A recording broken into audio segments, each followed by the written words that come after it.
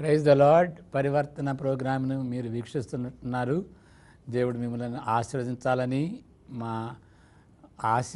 పరివర్తన అంటే యేసు ప్రభు మనం విశ్వసించినప్పుడు మన జీవితాల్లో పరివర్తన ఉండాలని ఆశ.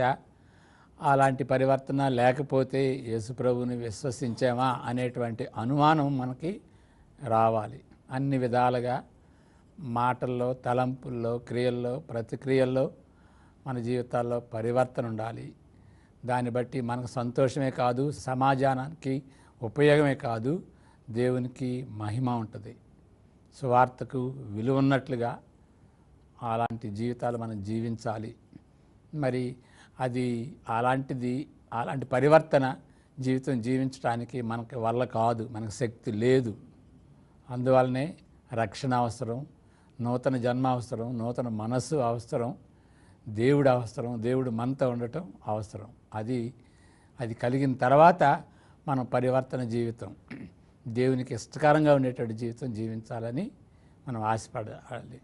ఈ దినాన ఈ శ్రమల దినాల్లో, లెంటెన్ డేస్లో యేసు ప్రభు యొక్క శ్రమలు, ఆయన మరణాన్ని గురించి, పునరుద్ధానాన్ని గురించి ధ్యానించుకునేటువంటి ఈ దినాలు.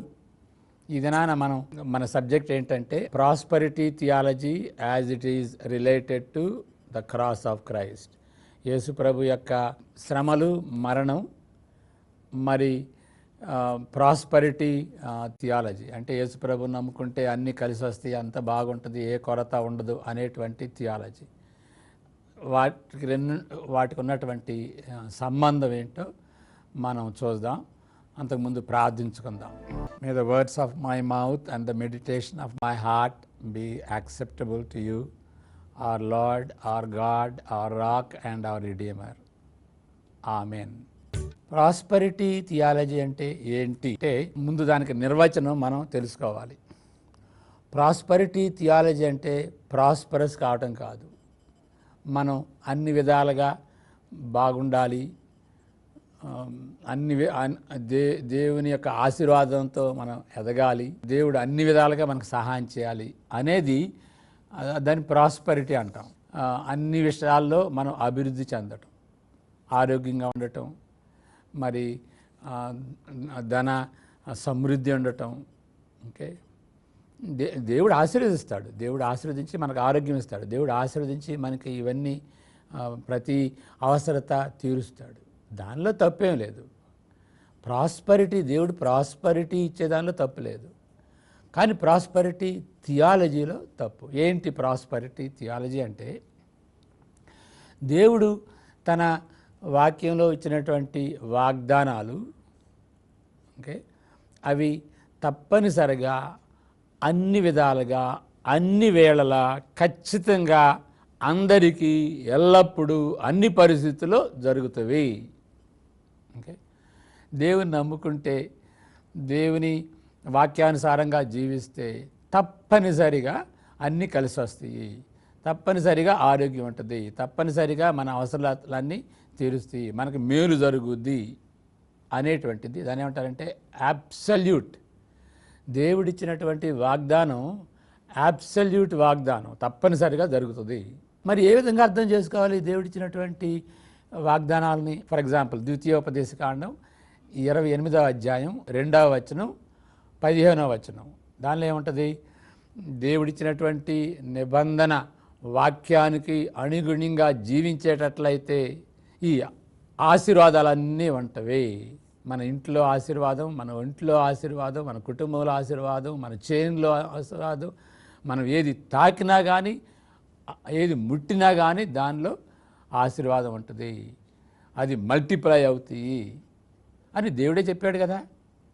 అంతేకాదు నిర్గమకాండం 15:16లో కూడాను దేవుడు ఇశ్రాయేలుకి ఇచ్చినటువంటి వాగ్దానం ఏంటంటే ఐగుప్తులో మీరు చూసినటువంటి ఆ యొక్క తెగుళ్ళు మీ మీదకి రానే రావు అని దేవుడు వాగ్దానం చేస్తున్నట్టుగా మనం చూస్తాం. మరి దాన్ని ఎట్లా అర్థం చేసుకోవాలి? అంతేకాదు యెషయా 53:4వ వచనంలో మన వ్యసనములను వహించను, ఆయనను మొత్తబడిన వానిగాను దేవుని వలన బాధింపబడిన వానిగాను శ్రమ నొంది మనం అతని ఎంచితిమి, నిశ్చయముగా అతడు మన రోగములను భరించెను.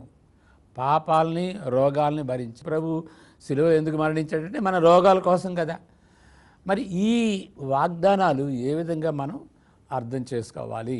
ఒక విధంగా రైట్గా అర్థం చేసుకోవాల్సిన పరిస్థితి ఏంటంటే, అవి ఎప్పుడూ అన్ని పరిస్థితుల్లో తప్పనిసరిగా జరుగుతున్నాయని కాదు.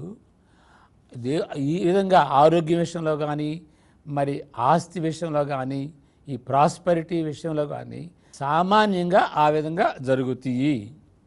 ఇన్ ఏ జనరల్ సెన్స్ సామాన్యంగా జరిగేవి. ఓకే, దేవుడు ఆశీర్వదిస్తే మన అలవాట్లు మారుతాయి. మన రక్షణ పొందితే మన అలవాట్లు మారుతాయి. దేవుని వాక్యానుసారంగా వెళితే మనకి ఆరోగ్యం ఉంటుంది. ఎందువల్లంటే మన ప్రవర్తన మారిపోద్ది, మన మాటలు మారుతాయి. సమాజంలో మరి పగవాళ్ళు తక్కువగా ఉంటారు. మరి ఆ విధంగా దేవుని ఆశీర్వాదాలు మన మీద ఉంటవి. ఓకే, సంతోషం ఉంటుంది. మరి మనం సరిగా జీవించేటట్లయితే, దేవుని వాక్యం సరిగా జీవించేటట్లయితే మనం డిసిప్లిన్ లైఫ్లో ఉంటాము. తాగుతూ తందనాలాడుతూ ఆ విధంగా డబ్బుని వెచ్చించుకోము, ఆ విధంగా టైంని వెచ్చించుకోము, కుటుంబాన్ని సరిగా ఏళ్తాం. ఇవన్నీ ఆశీర్వాదాలే, కానీ అవి సామాన్యంగా ఉండేటువంటి ఆశీర్వాదాలు అన్నమాట. ఓకే, ఆ విధంగా మనం అర్థం చేసుకోవాలి. కానీ ఈ ప్రాస్పరిటీ థియాలజీని దాన్ని వాళ్ళు ఏమంటారంటే, ఈ ఆశీర్వాదాలను తప్పనిసరిగా అన్ని వేళలా వస్తాయి, అది ప్రాబ్లం. ఆ విధంగా ప్రాస్పరిటీని వీళ్ళు అర్థం చేసుకుంటారన్నమాట. మరి దీనిలో ఉన్నటువంటి సమస్యలు చాలా ఉన్నాయి. మొదటిది ఏంటంటే, బైబిల్ ఆ విధంగా చెప్పట్లేదు. ఫర్ ఎగ్జాంపుల్, హెబ్రీ 11:36 నుండి 40 వరకు చదివేటట్లయితే, ఆ హీరోస్ ఆఫ్ ఫెయిత్ వాళ్ళకి ఏం జరిగిందంటే, మరికొందరు తిరస్కారములను, కొరడా దెబ్బలను, మరి బంధకములను, ఖైదును అనుభవించిరి, రాళ్లతో కొట్టబడిరి, రంపములతో కోయబడిరి, శోధింపబడిరి, ఖడ్గంతో చంపబడిరి, గొర్రె చర్మములను, మేక చర్మములను వేసుకొని దరిద్రులయ్యుండి శ్రమపడి హింస పొందుచు అడవులలోను, కొండల మీదను, గుహల్లోను, సొరంగములోను తిరుగులాడుచు సంచరించిరి. అట్టి వారికి ఈ లోకము యోగ్యమైనది కాదు. వీరందరూ తమ విశ్వాసము ద్వారా సాక్ష్యము పొందిన వారైరి. ఓకే, ఇప్పుడు ఏంటంటే దాని అర్థం మనం తెలిసాల్సింది, వాళ్ళు కూడా విశ్వాసులే, విశ్వాసంలో గట్టికులు, గట్టి వాళ్ళు అన్నమాట, హీరోస్. అయినా కానీ వాళ్ళు ప్రాస్పరిటీ పోగొట్టుకున్నారు. మరి దాని సంగతి ఏంటి? ఆ విధంగా మనం చూసేటట్లయితే బైబిల్లో చాలా ఉన్నాయి. అపోస్తలుడైన పౌలు ఎంతోమందిని స్వస్థపరిచాడు. అయినప్పటికీ ఆయన దగ్గరికి వచ్చేటప్పటికి ఆయన శరీరంలో ఒక ముళ్ళు ఉన్నది. మరి 3 సార్లు ప్రార్థన చేసుకున్నా కానీ దేవుడు ఏం చెప్పాడంటే, మరి నీకు అది తీసివేయబడదు, ముళ్ళు తీసివేయబడదు, అయితే నా కృప నీకు చాలు అని 2 కొరింథీ 12:9 మనం చూడగలుగుతున్నాం. మరి యోబు గ్రంథం అంతా కూడాను ఈ ప్రాస్పరిటీ థియాలజీకి వ్యతిరేకంగా వ్రాయబడినటువంటి గ్రంథం. దేవుని నమ్ముకుని పరిశుద్ధంగా జీవిస్తే ప్రాస్పరిటీ వస్తుంది అనేటువంటి యూదులకి ఆ యోబు గ్రంథం రాయబడిందన్నమాట. అలాంటి థియాలజీ, అలాంటి అవగాహన ఉన్నటువంటి వాళ్ళకి అది తప్పు అని చూయిస్తూ యోబు యొక్క జీవితం నుండి దేవుడు మనకి ఎరుకుపరుస్తున్నటువంటి విషయం అన్నమాట. అన్నీ పోయినాయి. మరి అంత భక్తిపరుడుగా ఉండి నీతివంతంగా జీవించినటువంటి వ్యక్తికి ఉన్నాయన్నీ పోయినాయి. కాబట్టి అది మరి అయితే దేవుని యందు ఎందుకు విశ్వసించాలి? అది ఇవన్నీ దేవుడు హెల్త్ వెల్త్ ఇస్తాడైనా, ఆరోగ్యం ఇస్తాడైనా, ప్రాస్పరిటీ ఇస్తాడైనా, అన్నీ కలిసేటట్టుగా చేస్తాడైనా, అయితే దేవుని వాడుకున్నట్లు అన్నమాట. అవన్నీ పోయినా కానీ, అవన్నీ ఇవ్వకపోయినా కానీ మనం దేవుని ఆరాధించవచ్చా? దేవుడు దానికి యోగ్యుడా? అన్నీ ఇస్తేనే యోగ్యుడా? అవేమి ఇవ్వకపోతే యోగ్యుడు కాదా అనేటువంటి ప్రశ్నకు జవాబిచ్చేది యోబు యొక్క గ్రంథం అన్నమాట. కాబట్టి వాక్యంలో క్లియర్గా ఉంది. దేవుని నమ్ముకుంటే ప్రాస్పరిటీ తప్పనిసరిగా వస్తుందని లేదు. దేవుడు ఆశీర్వదిస్తాడు. ప్రకటన గ్రంథం 14వ అధ్యాయంలో మనం చూసేటట్లయితే వాళ్ళు పోగొట్టుకున్నటువంటి వాళ్ళు ప్రాణాలు పోగొట్టుకుంటున్నారు యేసు ప్రభువుని బట్టి. ప్రాస్పరిటీ పోవటమే కాదు, ప్రాణాలు కూడా పోతున్నాయి. మరి ఎంతకాలం ప్రభువా అని అంటే, ఎవరినైతే దేవుడు ముందుగా నిర్ణయించుకున్నాడో, ఎవరి ప్రాణాలు పోతాయో, ఎవరు ఆ విధంగా హతసాక్షులుగా మరి మరణించాలో వాళ్ళ సంఖ్య అంతా పూర్తయ్యేంత వరకు ఇది జరుగుద్ది. అంటే దేవుడే కొంతమందిని అలాంటి హింసలకు, శ్రమలకు నిర్ణయించాడన్నమాట. అది ఓడిపోవటం కాదు, ఆ విధంగా వాళ్ళ విశ్వాసం నిమిత్తమై వాళ్ళ ప్రాణాలు కోల్పోయి సాక్షులుగా నిలబడితే వాళ్ళు విజయవంతులు దేవుని దృష్టిలో. వాళ్ళు పోగొట్టుకునేదేమీ లేదు. కాబట్టి ఈ లోకంలో ఉన్నటువంటి అన్నీ పొందటమే అది గురిగా మనం పెట్టుకోకూడదన్నమాట. ఇంకొక సమస్య ఏంటంటే, ఈ ప్రాస్పరిటీ థియాలజీలో ఎప్పుడు వాళ్ళు చెప్పేది ఏంటంటే, యేసు ప్రభువుని నమ్ముకోండి, ఓకే, మీకు అన్నీ కలిసి వస్తాయి అని చెబుతారు. కానీ సిలువను గురించి కానీ శ్రమల గురించి కానీ చెప్పరు. సువార్తలో ముఖ్యంగా సెంట్రల్ అంశం ఏంటంటే, యేసు ప్రభు మన పాపం నిమిత్తమై మరణించాడు, తిరిగి లేచాడు. కాబట్టి మనం పాపం నుండి తిరగాలి, యేసు ప్రభుని విశ్వసించాలి అనేటువంటి విషయం అది ముఖ్యమన్నమాట. యేసు ప్రభు ద్వారా దేవుడు ఏం చేశాడు, మనం ఏ విధంగా స్పందించాలి, అది సువార్త. అది వదిలిపెట్టి నువ్వు దేవుని నమ్ముకుంటే అన్నీ కలిసి వస్తాయి అనే దానిలో మరి శ్రమల సంగతి ఏంటి? అంతేకాదు, యేసు ప్రభు ఏమన్నాడంటే, నన్ను వెంబడించేటువంటి వాళ్ళు అనుదినము వారి సిలువను మోసుకుని ఆయన్ని వెంబడించాలి. అనుదినము సిలువని మోయాలి. సిలువ అంటే ఏంటి? సిలువ అంటే ఒక విధంగా శ్రమలు అనుకోండి. కానీ సిలువ దేనికి గుర్తు అంటే, రోమా సాంప్రదాయం ప్రకారం సిలువ అంటే మరణానికి గుర్తు. అంటే మరణించాలి. మనం అనేదానికి మరణం అన్నమాట, సెల్ఫ్ మరణించాలి. కాబట్టి ఈ శ్రమల దినంలో మనం గమనించాల్సింది ఏంటంటే, యేసు ప్రభు మన నిమిత్తమై చనిపోయాడు, తిరిగి లేచాడు. ఆయన్ని వెంబడించేటువంటి వాళ్ళు కూడాను ఆ విధంగా శ్రమ పడతారు అనేటువంటి విషయం గమనించుకోవాలన్నమాట.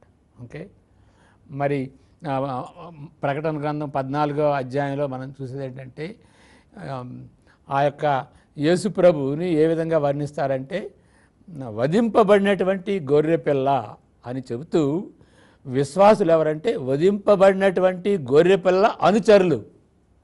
అంటే దాని అర్థం ఏంటి? వాళ్ళ అనుచరులు కూడా వధింపబడతారు అని అర్థం అన్నమాట. కాబట్టి ఇప్పుడు ఆ సెంట్రల్గా ఉన్నటువంటి శ్రమలు లేనటువంటి సువార్తను చెబితే అది సువార్త కాదు, అది ప్రాస్పరిటీ సువార్త. అది సోషల్, లేకపోతే అది ప్రాస్పరిటీ థియాలజీ అన్నమాట. మరి సువార్తలో ముఖ్యమైనటువంటిది యేసు ప్రభు యొక్క మరణం. యేసు ప్రభు మరణాన్ని బట్టి, శ్రమలను బట్టి, మరణాన్ని బట్టి వాళ్ళ విశ్వాసులు కూడాను శ్రమ పడతారు. కొన్ని పరిస్థితుల్లో దేవుడు చిత్తగిస్తే మరణిస్తారన్నమాట. అది సెంట్రల్గా లేకుండా ఎప్పుడు క్రాస్ లెస్ గాస్పెల్ చెబుతున్నాం. ఆ సువార్తలో క్రాస్ తీసేస్తున్నాం. అది సువార్త కానే కాదు, అది విశ్వాసం కానే కాదు. ఇంకొక సమస్య ఏంటంటే, ఆయన శ్రమ పడటమే కాదు, మరి ఇందాక మనం చెప్పుకున్నట్టుగా మనం కూడా శ్రమ పడాలి అని. మత్తయి సువార్త 10వ అధ్యాయంలో యేసు ప్రభు యొక్క శిష్యుల్ని సువార్త సేవకు పంపించినప్పుడు కొన్ని హెచ్చరికలు ఇచ్చాడు. ఆ హెచ్చరికలు ఏంటంటే, మీరు సువార్తకు వెళ్ళినప్పుడు మీరు స్వస్థపరుస్తారు, దెయ్యాలని వెళ్ళగొడతారు అని చెప్పాడు. కానీ ఎక్కువ భాగం ఏం చెప్పాడు? మీకు శ్రమలు వస్తాయి, మీకు ఇబ్బందులు వస్తాయి, మిమ్మల్ని కొడతారు, మిమ్మల్ని తిడతారు, కోర్టుకు లాగుతారు అనేటువంటిది ఎక్కువ భాగం ఉందన్నమాట. కాబట్టి స్వస్థతలు, దెయ్యాలను వెళ్ళగొట్టడం దాన్నే ఎంఫసైజ్ చేసి దీన్ని మర్చిపోకూడదన్నమాట. అదొక ప్రాబ్లం. ఇంకా ఈ ప్రాస్పరిటీ థియాలజీలో ఉన్నటువంటి మరొక ప్రాబ్లం ఏంటి అంటే మరి అక్కడ దేవుని చిత్తానికి ఎప్పుడు కూడాను వాళ్ళు తావెవరు. ప్రభువా, దేవుని చిత్తం, నీ చిత్తం అయితే నన్ను స్వస్థపరచు, నీ చిత్తం అయితే ఈ వ్యక్తిని స్వస్థపరచు అని అనకూడదట. ఎందుకంటే నీ చిత్తం అయితే అంటే ఆ విశ్వాసంలో కొంచెం లొసుకున్నట్టుగా, విశ్వాసంలో లోపం ఉన్నట్టుగా. కాబట్టి నీ చిత్తం అయితే అని ఎందుకు అనుమానిస్తున్నావు అని అంటారు. మనం చాలా జాగ్రత్తగా ఉండాలి ఈ విషయంలో. యేసు ప్రభు ఇప్పుడు స్వస్థపరిచినప్పటికీ కనీసం ఎక్కువ భాగం అనుకోండి, ఏంటంటే కొన్నిసార్లు మనం చదివినప్పుడు ఆ విధంగా ఉండదు. కానీ యేసు ప్రభు స్వస్థపరిచినప్పుడు ఆయన ఇనిషియేటివ్ తీసుకున్నాడు. అంటే ఆయన ఇనిషియేటివ్, ఆయన తలంపు ప్రకారం ఆయన ఎవరినైతే స్వస్థపరచాలి అని అనుకుంటాడో వాళ్ళని స్వస్థపరిచాడు. ఎన్ని గోజాడినా కానీ ఆయన స్వస్థపరచడం కాదు. ఆయన చిత్తం అయితే ఆయన జ్ఞానం చొప్పున ఎప్పుడు స్వస్థపరచాలి, ఎప్పుడు స్వస్థపరచకూడదు అని ఆయన నిర్ణయం తీసుకుంటాడు అన్నమాట. ఆయన ఇనిషియేటివ్ తీసుకుంటాడు. మరి కాబట్టి నీ చిత్తం అయితే ప్రభువా, నీకైతే శక్తి ఉంది, నీ చిత్తం అయితే నన్ను స్వస్థపరచు అంటంలో అది మంచి ప్రార్థన, దానిలో అది తప్పేం లేదన్నమాట. ఇంకొకటి మనం గమనించాల్సింది ఏంటంటే, ఈ ప్రాస్పరిటీ థియాలజీ అనేటువంటి మరొక సమస్య ఏంటంటే, యేసు ప్రభు స్వస్థపరిచాడు కాబట్టి మనం కూడా స్వస్థపరుస్తాం అని అంటారు. దానిలో తప్పు లేదు. కానీ యేసు ప్రభువు ఎప్పుడు స్వస్థపరిచాడు అంటే, ఆయన డైరెక్ట్గా నేను స్వస్థపరుస్తాను రండి అని స్వస్థత కూటాలు పెట్టలేదు. స్వస్థపరుస్తాను రండి అని ప్రజల్ని ఆకర్షించలేదు. ఆయన సువార్త సేవకు ఆ గురికో ఆ ఉద్దేశంతో వెళుతున్నటువంటి పరిస్థితుల్లో ఈ రోగులు వచ్చి ఆయన ముట్టారు, లేకపోతే రోగులు ఆయన స్వస్థపరిచాడు, దేహాన్ని వెళ్ళగొట్టాడు అన్నమాట. కానీ ముఖ్యంగా ఆయన ఉద్దేశం ఏంటంటే సువార్త ప్రకటించటం.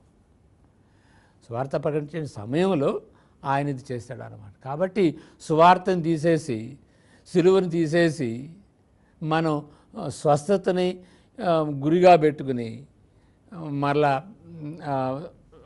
ప్రజల్ని ఆకర్షించటం మంచిది కాదు అని మనం గమనించాలి. కాబట్టి ఇంకొక విషయం ఏంటంటే, ఈ ప్రాస్పరిటీ థియాలజీలో ఉన్నటువంటి పరిస్థితి ఏంటంటే, వాళ్ళు ఎప్పుడు ఈ లోకంలో ఉన్నటువంటి ప్రాస్పరిటీ గురించి ఆలోచిస్తారు కానీ నిత్యత్వంలో, ఫ్యూచర్లో, పరలోక రాజ్యంలో దేవుని దగ్గరికి వెళ్ళేటప్పుడు ఆ ప్రాస్పరిటీ గురించి చెప్పరన్నమాట. అది చాలా ప్రాబ్లం. బైబిల్ మనం ఏ విధంగా జీవించాలి, కష్టాల్లో నష్టాల్లో ఏ విధంగా జీవించాలి, ఈ లోకానికి సంబంధించినటువంటి హెచ్చరికలు బైబిల్లో చాలా ఉంటాయి. కానీ ముఖ్యంగా బైబిల్ మనల్ని పరలోక రాజ్యం ఏ విధంగా వెళ్ళాలి దానికి సిద్ధపరిచేటువంటిది అన్నమాట. ఎందుకంటే మనం నిత్యంగా ఇక్కడ ఉండం. నిత్య నివాసం వేరు, అది పరలోక రాజ్యం, ద హోమ్ ఆఫ్ రైచియస్నెస్, నీతి గృహం. అక్కడికి సిద్ధపరచాలి. ఇక్కడ ఏ విధంగా నీతివంతంగా జీవించాలని పరలోక రాజ్యాన్ని దృష్టిలో పెట్టుకుని జీవించాలి. ప్రాస్పరిటీ అట్లా చెప్పరు. ఇక్కడ ఎట్లా బెటర్గా ఉండాలి, ఇక్కడ ఎట్లా ప్రాస్పరిటీగా ఉండాలి అని ఆలోచిస్తారు కానీ మరి నిత్యత్వం గురించి ఆలోచించరు. ఇక్కడ అన్నీ బాగా ఉంటే, ఆరోగ్యంగా ఉండి, ఓకే, ఆస్తి సిరి సంపదలు అన్నీ బాగా ఉండి ఇక్కడ ఉంటే ఇంకా పరలోక రాజ్యం గురించి అసలు ఆశ ఎందుకు ఉంటుంది?